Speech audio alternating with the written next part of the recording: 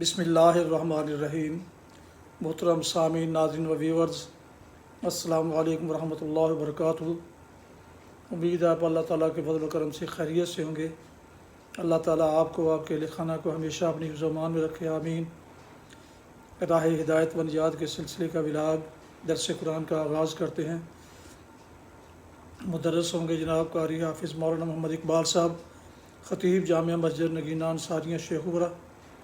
یہ روزانہ سلسلے کا ولاگ روحانی و قرآنی ہونے کے علاوہ سراسر باعث خیر، باعث برکت اور باعث ثواب ہے، اور اسے میں اپنے یوٹیوب چینل بشیر رشیدی سے آپ کی خدمت میں پیش کرتا ہوں تقریباً روزانہ۔ لہٰذا اسے اگر آپ نے ابھی تک اسے سبسکرائب نہیں کیا تو ضرور سبسکرائب کیجیے، اور دوستوں سے شیئر بھی کیجیے، اور بیل آئیکن کو ضرور پریس کیجیے۔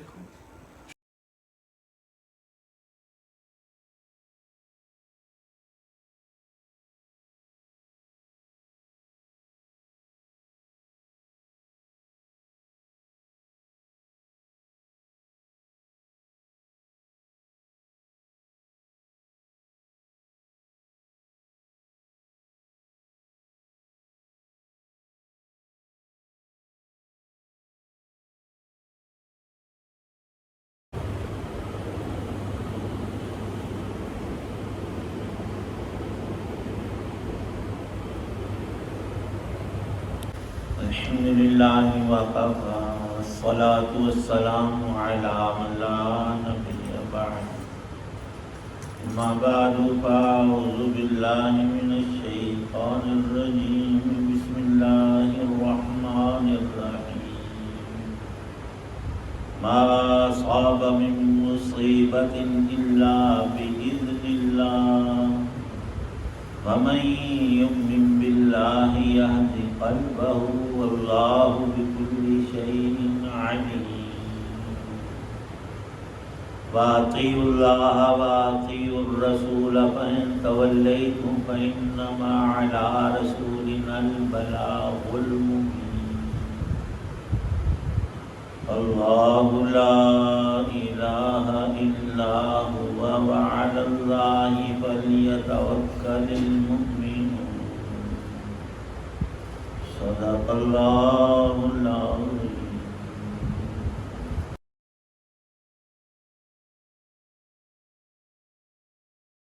کوئی مصیبت اللہ کے حکم کے بغیر نہیں آتی، اور جو کوئی اللہ پر ایمان لاتا ہے اللہ اس کے دل کو ہدایت بخشتا ہے، اور اللہ ہر چیز کو خوب جاننے والا ہے۔ اور تم اللہ کی فرما برداری کرو اور رسول صلی اللہ علیہ وسلم کی فرما برداری کرو، پھر اگر تم نے منہ موڑا تو ہمارے رسول کی ذمہ داری صرف یہ ہے کہ وہ صاف صاف بات پہنچا دیں۔ اللہ وہ ہے جس کے سوا کوئی معبود نہیں ہے، اور مومنوں کو اللہ ہی پر بھروسہ کرنا چاہیے۔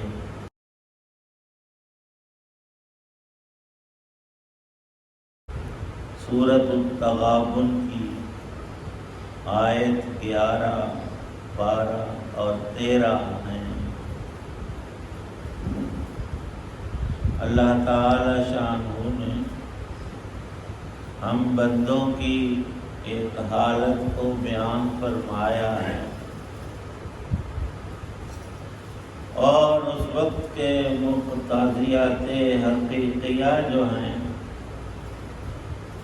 ان کو بیان کر کے ہدایت کا وافر اور کامل سامان عطا کیا ہے، اور اس کی دین، رحمتیں اور بخششیں لامتناہی ہیں۔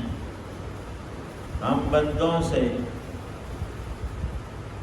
اللہ تعالی شانہ کی نعمتوں کا شمار بھی نہیں ہو سکتا۔ زندگی، وجود، تمام موافق حالات تو ہر بندہ کہتا ہے میرے اوپر اللہ کا فضل ہے، مجھے کھانا ملا، کپڑا لباس میرا عمدہ ہے، مجھے اللہ نے رہائش بخشی، لیکن یہ ہے مومن کا وصف۔ جو غیر مومن ہے وہ یہ نہیں کہتا اللہ نے، وہ کہتا میں نے یوں کیا، اور ایسے بد دماغوں کے ساتھ رہنے اٹھنے بیٹھنے سے کمزور ایمان والا بھی ان جیسی بولی بولتا ہے۔ تو خود سے پیدا نہیں ہوا اور اللہ کے علاوہ کسی نے تجھے بنایا نہیں۔ اور ابھی پیچھے آیت گزری کہ ہر انسان پہ لازم ہے اللہ کا شکر کہ میری شکل ہی اپنی دیکھ لے، صورت جو بخشی ہے، ناک منہ آنکھ ہونٹ، تو تقابل کر لو۔ دنیا میں بے شمار اجناس ہیں، اقسام ہیں جانداروں کی، انسان بھی ایک جاندار ہے، تو آیا ایسا حسین اور قوا اور ملکات کسی اور مخلوق کو اللہ نے بخشے؟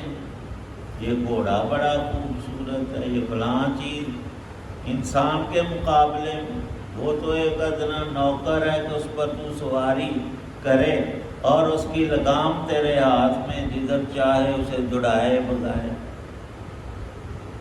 ارشاد ہے کہ تم دنیا میں رہتے ہو، کوئی تمہیں تانا نہ دے کہ تیرے ایمان نے تجھے کیا پیدا دیا۔ غیر مومن بھی بیمار ہوتا ہے، تو بھی بیمار ہوتا ہے، کبھی دولت مندی ہے، کبھی فقر و فاقہ ہے، اور اس میں مومن بھی مبتلا ہوتا ہے۔ اس کا حل اللہ تعالی شان و ارشاد فرما رہے ہیں کہ ما اصاب من مصیبت الا باذن اللہ، ساری نعمتیں بھی وہی عطا کرتا ہے، اور نعمت کو روک لینا اور نقمت اور پریشانی اور کسی تکلیف کا پہنچ جانا بھی غیر اللہ کی طرف سے نہیں، وہ بھی سارا کچھ اللہ کے ہاتھ میں ہے۔ تو شیطان انگلی لگاتا ہے، کہتا ہے اچھا اللہ نے تیرے اوپر نعوذ باللہ ظلم کیا ہے، تجھے رگڑا لگایا ہے، تو ایک بات تو یہ کہ ہم جرائم بہت کرتے ہیں، اللہ کی بے حد نافرمانیاں کرتے ہیں، حالانکہ ایمان کا تقاضا تھا ہر نافرمانی سے ہم بچتے، پر انسان ہے بڑی کوتاہیاں گناہ ہو جاتے ہیں، تو اس نے اپنی حکمت کاملہ کے تحت اس دنیا میں بلا استثناء اچھائی اور برائی، خوشی اور غم دونوں ہر بندے کے ساتھ وابستہ رکھی ہیں، اور اس میں باری تعالی شانہ کی جہاں بہت حکمتیں ہیں وہاں ہمارے لیے بڑے فائدے ہیں۔ اب بخار میں کیا فائدہ؟ فرمایا رسول پاک صلی اللہ علیہ وسلم نے جیسے پت جھڑ میں درختوں کے پتے سردی اور خزاں کے موسم میں گر جاتے ہیں، مومن کو بخار آتا ہے، وہ صبر کرتا ہے، اللہ کے سامنے عاجزی کا اظہار کرتا ہے، اس کے گناہ گر جاتے ہیں۔ بڑی مصیبتیں تو ایک طرف، ایمان کی حالت میں ایک چھوٹی سی پریشانی، کیا دو جیبیں ہیں، ایک میں چیز ڈالی یاد نہیں رہا، ہاتھ دوسری جیب میں ڈال کر نکالا خالی، وہ چیز تو ہم نے اس جیب میں ڈالی تھی، اب ادھر ہاتھ کیا، تو یہ جو چھوٹی سی تکلیف آئی ہے اس پہ بھی اللہ نے مومن کے لیے اجر رکھا ہے۔ اس لیے فرمایا رسول پاک صلی اللہ علیہ وسلم نے مومن ہر حال میں ہی بہتر ہے، نعمت ملتی ہے شکر کرتا ہے، اللہ کے ہاں اسے اجر ملتا ہے، مصیبت آتی ہے صبر کرتا ہے تو اس سے بھی زیادہ اللہ کی عطایا اسے نصیب ہوتی ہیں، اور آخرت میں تو معاملہ ہی یہی ہوگا لکھا ہے اہل علم نے کہ یہ اس لیے بھی ضروری ہے ہر انسان پر آسانیاں اور پریشانیوں کا آنا کہ یہ دونوں چیزیں اگر ایمان ہے تو آخرت کی یاد کا سبب ہے۔ کوئی بھی نعمت، راحت، لذت ہم پاتے ہیں، در حقیقت وہ جنت کا ایک حصہ ہے، تھوڑا سا چکھنے کو۔ اور جب بھی کوئی مصیبت آتی ہے اس کا تعلق دوزخ سے، اور وہ ہماری تنبیہ کے لیے ضروری ہے۔ آیت پاک میں یہی ارشاد ہے، ما اصاب من مصیبت الا باذن اللہ۔ اب لوگ آگے قدم بڑھاتے ہیں، اور کچھ لوگوں کو عادت بھی ہوتی ہے سینگ اڑانے کی۔ وہ کہتے ہیں کہ ایک بندے کو کسی نے قتل کر دیا، وہ تو اللہ کا حکم تھا، اس کی موت رب نے یوں لکھی تھی، تو قاتل کا کیا قصور؟ اسباب کا، ذرائع کا ہمارے دین میں قطعی طور پر کہیں بھی انکار نہیں کہ اس کا قصور ہی کوئی نہیں۔ یہ بات تو جانور تک جانتے ہیں کہ ایک شخص نے کوئی پتھر، کوئی ڈنڈا کسی کتے کو، سانپ کو، جانور کو مارا ہے، پتھر مارا ہے، تو وہ کتا، وہ سانپ اس پتھر کے ساتھ نہیں لپٹتے، اس کو کاٹنے کو نہیں دوڑتے۔ جو اصل ہاتھ جس نے چلایا ہے، فائرنگ کی ہے، وہ اس کی طرف کتا دوڑے گا، سانپ اسی کو ڈسے گا، اس کی طرف آئے گا۔ ہم انسان جو کچھ کرتے ہیں اللہ نے ہمیں ارادہ بخشا ہوا ہے، ہم اپنی نیت اور ارادے سے جو کام کرتے ہیں وہ ہماری ذمہ داری ہمارے اوپر ڈالا جاتا ہے۔ جس نے قتل کیا وہ قاتل ہے، شریعت نے اس کی قصاص میں سزا لکھی ہے۔ قتل ثابت ہو گیا تو حکومت کا کام ہی یہ ہے کہ قاتل کو پکڑ کر مقتول کے عوض میں قصاصاً قتل کرے، تاکہ آئندہ یہ راہ بند ہو جائے۔ آیت پاک میں یہ ارشاد ہے، من یؤمن باللہ یہدی قلبہ، اے بندے تیرے اوپر مصیبتیں بھی آئیں گی، راحتیں بھی اللہ تجھے دے گا، لیکن مصیبت میں تو نے کرنا کیا ہے؟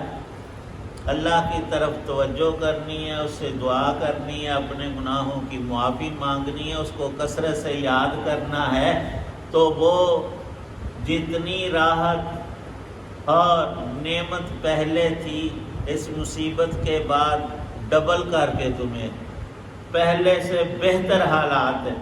ان مع العسر یسرا، تنگی کے بعد اللہ پھر آسانی کر دیں گے۔ واللہ بکل شیء علیم، اور دنیا کا بھی یہی طریق ہے۔ کوئی فیکٹری، کارخانہ مال بناتے ہیں تو ایک شو روم ان کا ہوتا ہے، اس میں ڈیزائن، نمونہ اور چیز دکھانے کے لیے رکھی جاتی ہے کہ یہاں پسند کرو، پھر جو تمہارا آرڈر ہوگا فیکٹری سے اتنا مال تمہیں بھیجا جائے گا۔ یہ دنیا بلا مبالغہ شو روم ہے آخرت کا۔ ہر انسان کو نعمت اور نقمت پیش آتی ہے، خوشی اور غم لاحق ہوتا ہے۔ سوچنے کی یہ بات ہے، اور بڑا ہی عجیب ایک جملہ لکھا ہے وکلاء نے۔ ایک عقل مند بادشاہ تھا، اس نے اپنے وزیروں مشیروں کو اکٹھا کیا کہ میں ملک کا سربراہ ہوں، کبھی مرضیات میں کسی پر ظلم نہ کر ڈالوں، مجھے کوئی ایسا طریقہ بتاؤ کہ خوشی میں بھی حد سے باہر نہ نکلوں، اور پریشانی بھی آ جائے تب بھی حدود کے اندر رہوں، کمی بیشی کا شکار نہ ہوں۔ تو ایک عقل مند نے بڑی اچھی قیمتی بات اسے بتائی اور کہا کہ اپنی انگوٹھی پر لکھ کر انگلی میں ڈال اور اسے دیکھتا رہے کہ اچھا وقت ہے وہ بھی گزر جانا ہے، اور تنگی تکلیف پریشانی کا وقت ہے، اس نے بھی باقی نہیں رہنا۔ یہ دنیا ہے، یہاں ہر اگنے والا سورج غروب ہو جاتا۔ یہ اس دنیا کے خصائص میں بات ہے کہ یہ وقت بھی گزر جائے گا، اور مومن کے لیے یہ ہے کہ یہ تو گزر جائے گا، نیکی میں گزرا تو پھر ہمیشہ کی کامیابی ہاتھ آئے گی۔ اور اگر میں نے حکم عدولی کی، اللہ اور رسول کی اطاعت کو چھوڑ دیا، نفس اور شیطان کے پیچھے لگ کر رحمان سے عداوت ٹھانی، تو پھر ہمیشہ کا خسارہ پیش آئے گا۔ تو جب ارشاد فرما دیا کہ ایمان کی حالت میں کوئی چیز بھی نتیجتاً اے بندے تیرے خلاف نہیں، انسان تو چاہتا ہے میں ہمیشہ ہی خوشی اور راحت میں رہوں، لیکن قدرت کا یہ نظام ہے جس سے کوئی باہر نہیں، پر مومن کو دل کی تقویت، راحت اور اندر کا سکون کہ میرا رب میری پریشانی کو ہٹائے گا۔ اور یہ پھر سارا جہان ہے ہی عارضی، یہاں کی خوشی بھی غم بھی، اصل جو ہے جدھر اللہ پاک توجہ دلا رہے ہیں وہ ہے آخرت۔ اور وہاں اگر راحت ہے تو وہ بالکل کھری، اس میں کوئی ملاوٹ اور کھوٹ نہیں کہ کسی موقع پہ تنگی پھر پیش آئے، نہیں۔ وہ جنت کیسی ہے جہاں پر انسان کو تکلیف اور پریشانی آ جائے۔ یہ دنیا ہے جس میں پریشانیاں بھی ہیں اور کامیابیاں بھی ہیں۔ اس کو اللہ پاک نے مکس اسی لیے رکھا ہے کہ مومن کو دو آنکھیں بھی دی، ایک اللہ کی رحمت پر اور نافرمانی کے ضمن میں دوسری کے ساتھ رب کا غضب بھی دیکھے۔ دونوں ہی باتیں قرآن میں صراحت، وضاحت اور موقع بموقع بیان ہوئیں۔ ان آیات میں بھی یہی ہے، اور آخر میں فرمایا ہے اللہ لا الہ الا ہو، اللہ وہ ذات ہے اس کا تم کلمہ پڑھ کر ایمان لائے ہو، لا الہ الا اللہ، اور یہ اپنی طرف سے نہیں، محمد الرسول اللہ، یہ کثرت سے پڑھنے کی چیز ہے۔ کثرت کا معنی عربی میں یہ ہوتا ہے کہ کسی بھی کلمے کو تم 300، کسی بھی تسبیح اور لفظ کو 300 مرتبہ روزانہ یا اس سے زیادہ پڑھو تو یہ کثرت سے پڑھنا ہے۔ اور اس کے لیے اللہ نے شرائط نہیں لگائی۔ نماز کے لیے شرط ہے باوضو ہونا، کلمہ پاک تو خود پاک اور اندر کو پاک کرتا ہے، ہر حال میں پڑھیں، وضو ہے تب، نہیں ہے تب، بلکہ آگے علماء نے لکھا، اہل علم نے، غسل ہے تم پاک ہو پڑھو پاک کلمہ، لیکن بغیر غسل کے پڑھنا بھی جائز ہے۔ کبھی ایسا ہوتا ہے انسان بیمار ہے اور اسے غسل کی بھی حاجت ہے اور قریب المرگ ہے، اب اس کو کہا جائے گا تو نہ پاک ہے کلمہ نہ، من کان آخر کلامہ لا الہ الا اللہ دخل الجنہ۔ فرمایا جب اللہ نے اجازت دی ہے تو بندہ کون ہے روکنے والا؟ نبی پاک صلی اللہ علیہ وسلم فرماتے ہیں کہ مومن کی زبان تو ہر حال میں پاک ہے، اور تم اٹھتے بیٹھتے سوتے جاگتے کھاتے پیتے ہر وقت اس پاک کلمے کو پڑھو۔ اور جو صرف 100 دفعہ روزانہ پڑھتا ہے ایک تسبیح، فرمایا نبی پاک صلی اللہ علیہ وسلم نے قیامت میں اس مومن کا چہرہ چاند کی طرح حسین ہوگا۔ اللہ پاک عمل کی۔ الحمدللہ رب العالمین والصلاة والسلام علی رسول النبی۔ ربنا اتمم لنا نورنا واغفر لنا انک علی کل شیء قدیر۔ اللہم اعنا علی غمرات الموت وسکرات الموت۔ اللہم اغفر للمؤمنین والمؤمنات الاحیاء منہم والاموات۔ یا اللہ پاک سب بیماروں کو شفا عطا، مقروضوں کو قرض سے نجات عطا، ہم سب کی پریشانیوں کو دور فرما، سب مسلمانوں کو پانچوں نمازوں اور سب احکام کو پورا کرنے پہ استقامت عطا، قرآن پاک کی تلاوت صبح و شام دن رات کرنے، اور بالخصوص جب بال سفید ہوں تو سب سے بڑا وظیفہ قرآن پاک کی تلاوت ہے، کلمہ شریف کی کثرت ہے، درود پاک کا پڑھنا، اللہ پاک نصیب فرمائے، تمام تنگیوں تکالیف سے نجات عطا فرمائے، ہر نوع کی رحمتیں اور اپنی برکتیں عطا فرمائے۔ یا اللہ پاک جتنے بھی اہل ایمان دنیا سے با ایمان چلے گئے، بالخصوص ہم سب کے والدین، اعزہ، اہل تعلق، چھوٹے بڑے، سب کی بخشش فرما، ہماری بھی بخشش فرما۔ یا اللہ پاک کلمے والی موت نصیب فرما، زندگی میں بھی اس پاک کلمے کی کثرت عطا فرما، ہر وقت پڑھنے کی توفیق عنایت۔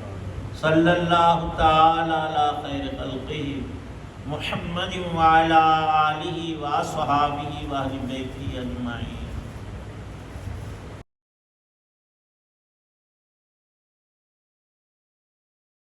آپ ابھی سن رہے تھے اور دیکھ رہے تھے راہ ہدایت و نجات کے سلسلے کا ولاگ درس قرآن، جس میں آج سورہ التغابن کی آیات مبارکہ 11 تا 13 کی تلاوت، ترجمہ و تفسیر بیان کی گئی۔ مدرس تھے جناب قاری حافظ مولانا محمد اقبال صاحب۔ ایک دفعہ پھر گزارش ہے کہ اگر آپ نے میرے چینل کو ابھی تک سبسکرائب نہیں کیا تو ضرور سبسکرائب کیجیے گا، دوستوں سے شیئر بھی کیجیے گا، اور اس کا یقیناً آپ کو بہت زیادہ ثواب بھی ملے گا۔ اللہ تعالیٰ آپ کا حامی و ناصر ہو، اللہ تعالیٰ آپ کو، آپ کے خانہ کو ہمیشہ اپنی حفظ و امان میں رکھے، آمین۔ اپنا بہت خیال رکھیے گا، اپنی دعاؤں میں پاک وطن، والدین، آباء و اجداد، اعزاء و اقارب، دوستوں کے علاوہ اس ناچیز کو بھی ان میں شامل فرمائیں تو انتہائی شکر گزار ہوں گا۔ آج کا ولاگ اس دعا کے ساتھ ختم کرتے ہیں کہ آپ اور آپ کے اہل خانہ جہاں بھی رہیں خوش رہیں، آباد رہیں، اللہ آپ کو اپنی حفظ و امان میں رکھے، ہمیشہ شاد باد رکھے، محفوظ رکھے، آمین۔ السلام علیکم ورحمۃ اللہ وبرکاتہ۔ پاکستان زندہ باد۔ اللہ حافظ۔